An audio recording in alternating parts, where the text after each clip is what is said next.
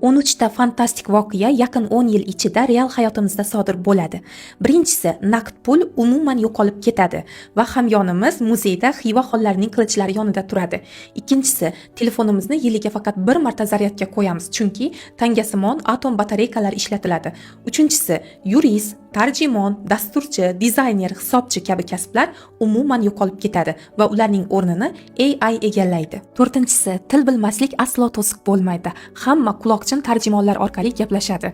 Beshinchisi, odam va nihoyat Marsga uchadi. Oltinchisi, dunyoda birinchi trillioner odam paydo bo'ladi. Yettinchi, mashinalar o'zlari harakatlanadi, ularga haydovchilik guvohnomasi kerak bo'lmaydi. Sakkizinchi, har ikki uyning birida robotlar xizmat qiladi, ular dazmollaydi, yuvadi, pishiradi, supuradi. Va to'qqizinchisi, tarixda birinchi marta yer yuzida aholi kamayishi ro'y beradi. 10-chi, shaxsiy qurilmalar havoda muallaq turadi.